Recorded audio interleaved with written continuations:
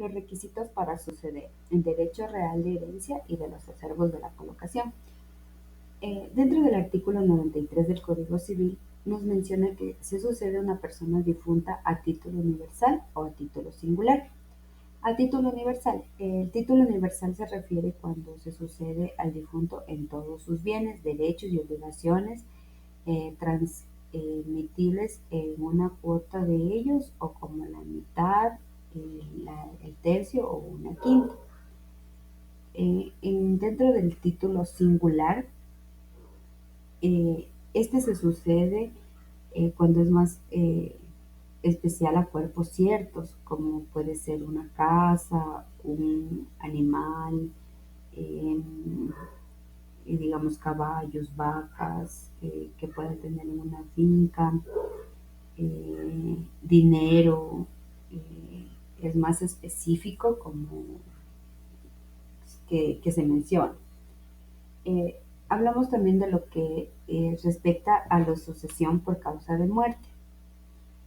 Eh, Esta sucesión por causa de muerte es un modo derivativo que se materializa con la existencia de la figura del causante y sus bienes de los que se transmite a sus sucesores a título gratuito. Los tipos de muerte puede ser natural o muerte presunta. La natural es cuando los órganos del cuerpo humano dejan de funcionar y la persona fallece. Y la muerte presunta cuando el individuo ha desaparecido y por más que se ha buscado y se ha puesto búsquedas a nivel nacional e internacional y esta persona no aparece, obviamente cumpliendo requisitos pertinentes, se lo declara como muerte presunta. Dentro de las clases de sucesión tenemos la testamentaria, la intestada o legal y la mixta. La testamentaria quiere decir que cuando el causante dispone de sus bienes a través de un testamento, eh, ahí expresando su última voluntad a quién va a dejar los bienes. En el intestado o legal, este quiere decir que se reconoce un tema sucesorio cuando no hay un testamento, es decir, la ley faculta a los herederos que sean los que tengan estos bienes, se les dé a los bienes a estas personas. Y la mixta cuando los bienes del causante se disponen de parte testada y de parte intestada.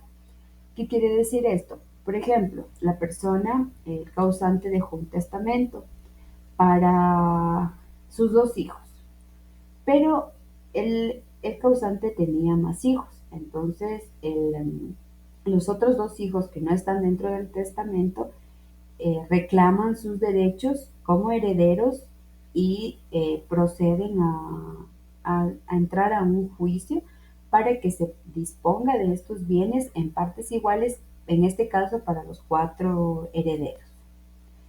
Dentro de la orden de sucesión, tenemos dentro del primer orden ingresan los hijos y los demás descendientes por derecho de representación.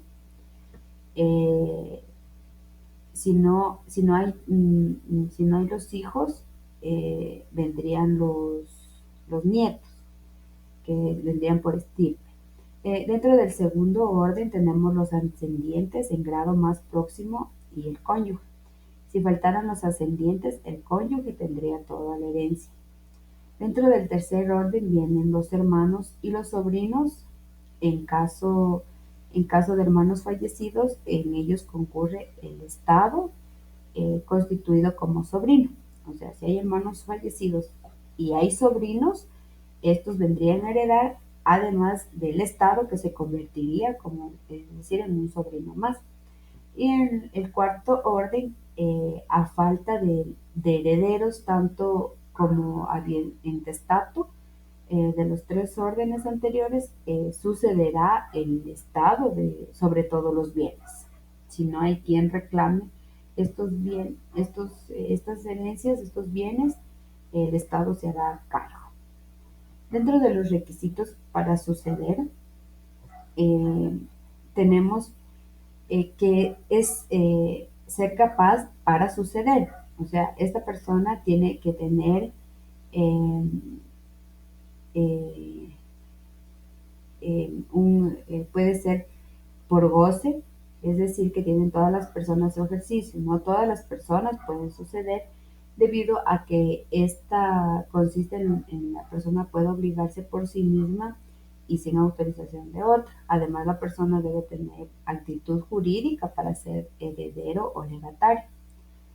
Eh, para, para ser capaz de suceder es necesario existir al tiempo de abrirse la sucesión, salvo que se suceda por derecho de transmisión, como nos menciona el artículo 1005 del Código Civil.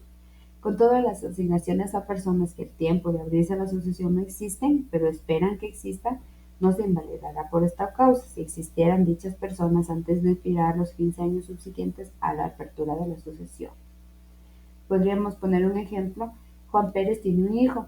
Juan fallece y deja a su hijo de 15 años toda su herencia, el mismo que por ser menor de edad al momento cuenta con un tutor legal, el mismo que se hará cargo de todos los bienes hasta que el hijo cumpla los 18 años. También una parte importante para poder ser heredero es ser digno.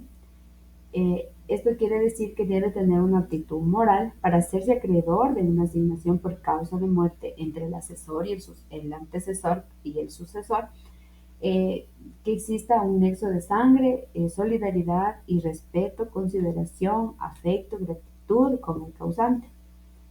Como nos menciona el artículo 1010, nos dice que toda persona es digna de suceder, pero no en caso de indignidad. Esta incluye el que ha cometido un delito de homicidio en la persona del difunto, ha intervenido en este delito por obra, consejo o lo dejó padecer, pudiendo salvarla. También el que cometió atentado grave contra la vida, la honra, a los bienes de las personas de cuya sucesión se trata, o de su cónyuge, o de cualquiera de sus ascendientes o descendientes. El consanguíneo dentro del cuarto grado, inclusive que en el estado de demencia, desvalimiento de la persona que cuya sucesión se trata, no la socorrió pudiéndola. El que por fuerza o dolo obtuvo del testador alguna disposición testamentaria o le impidió testar, y el que dolosamente ha detenido o ocultado el testamento presumiéndose dolo por el mero hecho de la detención u ocultación. Podríamos mencionar un ejemplo. Juan Pérez fallece y hereda sus bienes a su nieto, quien lo cuidó hasta el último de sus días. Es una persona digna para poder eh, heredar los bienes del causante. También dentro de los requisitos tenemos ser una persona cierta y determinada. El heredero debe estar claramente identificado y designado específicamente en el testamento. Eh, Como por ejemplo, Juan Pérez nos deja un testamento escrito donde el heredero del 50% de su herencia es Juan Aguirre Pérez, su nieto. Esa persona entonces es cierta y determinada, entonces no hay duda de quién recibirá esa parte de la herencia. Los acervos y de la colocación. El acervo se refiere a la masa o conjunto de bienes en el que el causante ha dejado con la valoración económica respectiva. Eh, como ejemplo podemos decir los pagos del impuesto a la herencia, determinar el responsable en el pago de deudas hereditarias y testamentarias, y para la partición y adjudicación de los bienes sucesorios. Son estos gastos que se va a hacer después de la muerte del causante. Los acervos imaginarios constituyen la creación del legislador con el propósito de amparar al legitimario por donaciones hechas por el causante. El acervo real son una masa de bienes que ha dejado el difunto y que pueden ser contabilizados. En toda sucesión por causa de muerte para llevar a la ejecución las disposiciones del difunto de la ley, se deducirá del acervo o masa de bienes que el difunto ha dejado, incluso los créditos hereditarios, es decir, las deudas hereditarias. El derecho real de herencia. Las características de este es que es un derecho real y la herencia constituye una universalidad jurídica. El derecho real eh, tiene sobre el patrimonio del difunto en su totalidad o en una cuota. El derecho real de herencias nace en acciones reales como en la petición de herencia. El heredero recibe tanto la universalidad proveniente del patrimonio del causante como los bienes singulares que fueron la porción correspondiente a sus derechos hereditarios. La universalidad jurídica tenemos de hecho y de derecho. La de hecho tiene origen en la voluntad humana en la que no pueden incluir deudas. Y la de derecho se crea por la ley. Esta se compone de deudas y bienes. Esta se caracteriza porque es un conjunto distinto a su contenido, difiere totalmente de los elementos que lo componen. Dentro de los modos de adquirir el derecho real de herencia tenemos por sucesión de causa de muerte, adquisición del derecho de herencia por tradición y adquisición del derecho de herencia por prescripción. La sucesión por causa de muerte, lo adquiere al fallecimiento del causante, aunque luego pueda aceptar o repudiar la asignación.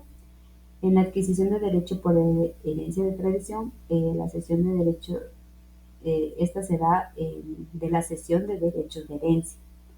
Y la adquisición de derecho de herencia por prescripción, el derecho putativo puede adquirir herencia por prescripción en el caso de haber estado en posesión durante el tiempo que estipula la ley. Podemos concluir que la incapacidad impide adquirir un derecho hereditario, la indignidad impide solamente conservar. El acervo real hace referencia a los bienes reales y tangibles que son parte de la herencia y se reparten entre los herederos. Por otra parte, los acervos imaginarios se refieren a los bienes ficticios que se consideran para calcular las legítimas y tercio de mejora.